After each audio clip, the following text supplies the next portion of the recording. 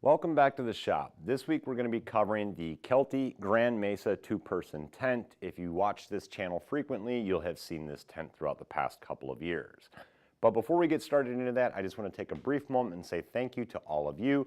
We recently hit 1,500 subscribers, and although that's small in YouTube terms, it is a major milestone for us. So thank you to all of you who have already subscribed, and if you haven't already, be sure to click that subscribe button along with the bell notification to get notified whenever we upload new videos.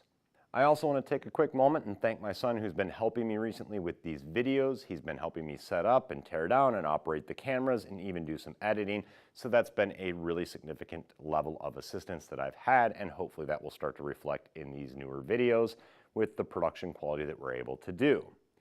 In addition to that, he's also put together a pretty cool design that we've subsequently put on t-shirts. It's an off-road helmet that he drew up. So go over to the ktemotorsports.com website and check that out, or teespring.com/store/KDE Motorsports, and you'll see it in either of those two locations. And obviously, if you buy any of those, it helps to support this channel. So we greatly appreciate that if anybody decides to do so.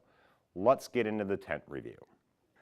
If you watch this channel regularly, this tent should look familiar to you because I've had this tent for about 3 years. I purchased it when I first started getting into adventure motorcycling, and adventure motorcycling oftentimes leads to gear that also backpackers use. This tent is a backpacking tent, and I got pretty lucky in terms of when I bought it because I knew very, very little about tents at all. I did minimal research. I was headed out on a trip, and I went to a local store and just bought whatever they had in stock, and it just happened to be this Kelty Grand Mesa two-person tent. However, having the tent now for 3 years and having taken it across 4 different motorcycles and various trips, I've been extremely pleased with this tent.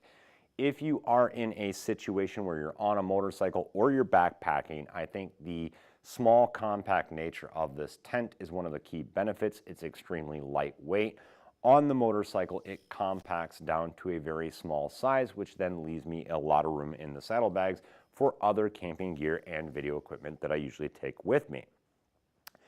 The tent basically consists of a base layer as well as the rain fly and then the poles and tent stakes. So it's a really simple setup. I will say that they call this a two-person tent. I don't know that I would actually want to sleep 2 people in it, but if you're solo, it's a perfect size, I think, for yourself and some extra gear. The rain fly actually gives me a spot when I'm on the motorcycle to put my boots underneath there so they stay dry overnight, and it just has worked out really well. In the 3 years that I've had this tent, the only problem that I've had is I've had one small tear in the base layer. I do not use a camping mat or anything on the ground underneath it, so I give it a lot of credit for holding up that well for that duration of time. In terms of durability, I give this tent a lot of credit. This tent has been set up and torn down, put inside the bags where it's packed tightly amongst other things, ridden in off-road conditions, which causes a lot of vibration inside those bags, and none of those situations have caused any damage at all to the tent. It also dries fairly rapidly. Obviously, anytime you get up early in the morning and there's dew, any tent will take time to dry, but it does dry rather quickly in most scenarios. One of the things that I really like about this tent is the quick latch system, which I'm going to show you in just a minute here. We'll move the table out of the way and we'll do a setup on this tent. And what you'll see is that the attachments of the poles are very quick and easy. These little eyelets here, basically with the metal rings, they hook into the poles. They're very sturdy. None of them have torn, and it makes it very rapid to set up. And then when you go to put the screen, it has quick clips on it as well, which again, I'll show you in greater detail in just a moment. But overall, I just can't say enough good things about this tent. It has worked out really well in my situations, and I think it would for anybody doing hiking, camping, or any other scenarios where, again, you want a really compact, lightweight option. I have camped in this tent in 30 degrees or a little below 30 degrees overnight conditions, and with the right insulation between you and the ground, as well as a good sleeping bag and an insulating liner, you can stay plenty warm inside of here. So let's go ahead and get started by showing this tent getting set up, and then we'll break it back down so that you guys get a good feel for, I think, one of the most predominant benefits to this tent, and that is basically that setup and tear down, again with the quick drying and the compact, lightweight nature of it. One of the things that I really like about this tent is the fact that you can set it up without staking it into the ground. Obviously, we're inside the shop here, so we're not going to be able to put the tent stakes in.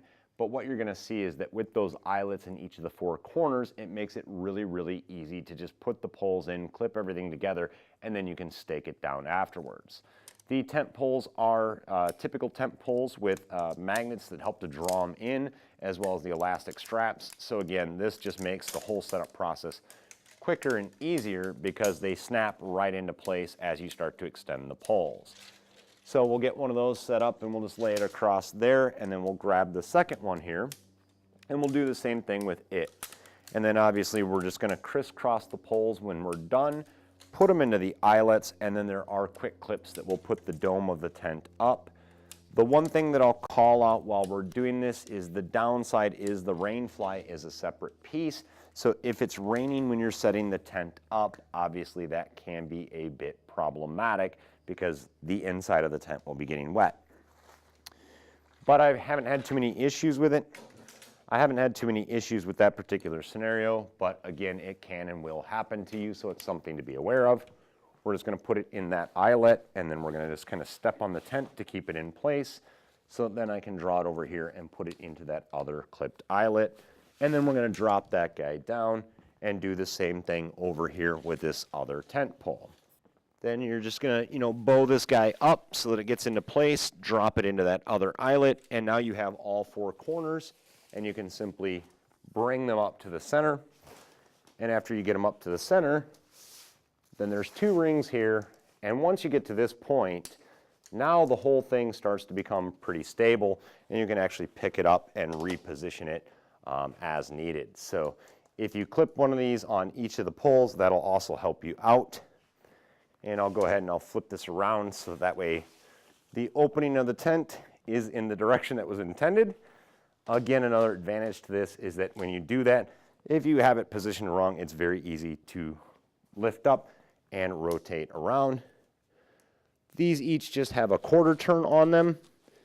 So again, very quickly and easily, you don't have ties or other items that can make setting this up more time consuming, which helps out with the rain fly situation that I was just discussing a minute ago, because if you are out in the wet, yes, it will be getting wet, but hopefully you can get this whole process done rather quickly. And pretty much the tent is set up at this point in time. Once you have the base tent set up, then the rain fly is also very easy. You're just going to kind of spread it out. And it's pretty simple to tell which way is frontwards and back, because obviously you have your door in the front, and then there is a window in the back here that you can use to ventilate. Throw that guy over the top. Kind of start to get it into position.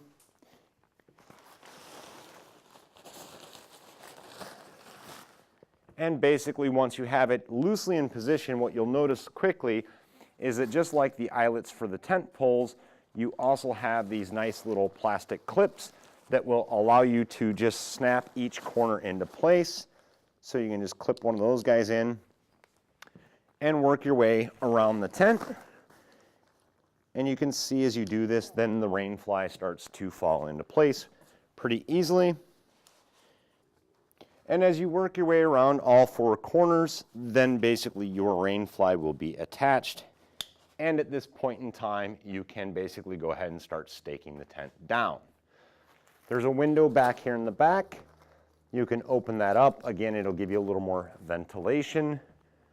And then you would start to stake down your four corners as well as the rain fly up front. This part here is basically where I usually put my boots underneath it. That keeps them nice and dry overnight. There's a little eyelet here that will basically allow you that when you open the door, you can roll it back and keep it open, which does let a lot of air in. Once you have the tent all set up, and it'll be a little bit odd in this scenario because again, we don't have it staked down. With it staked down, obviously the door will open relatively easy.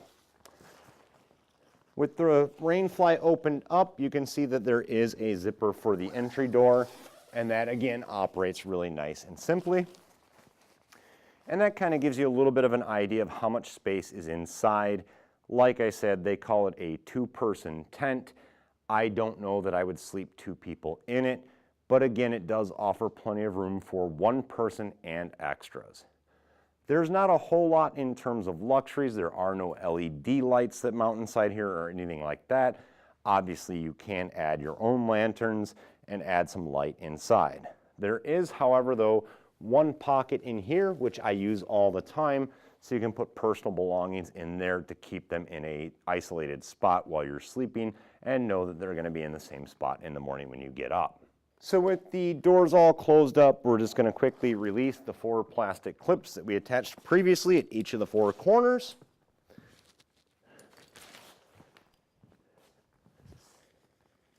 And your rain fly is ready to come off. One other quick note that I'll add is on the inside here, there are some Velcro straps that go around the poles. You're basically, once you get everything set up, you're going to wrap those around the poles and Velcro them. Again, it just helps to keep the rain fly in place. Take your rain fly off, and again, here we highlight the clips because they are the key to making this whole setup very quick and easy. 1/4 turn on each of those guys. And as you work your way around, the base tent is going to collapse and you're going to quickly be ready to pack back up. Same process here. Obviously with it staked down, it's even easier, but you're going to pull your poles out of those 4 eyelets. And as you do that, they'll start to collapse back down. Then to collapse the poles, you're just going to reach and pull each one of these. Again, quick and easy. They just pull out, nothing locking them into place. So overall with this tent, I've just had a really good experience with it. I've used it a lot. I've taken it on a lot of trips with me, and it's served me really well. So if you want to buy one, I will put an affiliate link in the description below. If you use that, it helps the channel out, or you can go to any of just the online retailers. These are pretty easy to find, and pick it up there as well. Until next time, take care, and in this case, camp safe.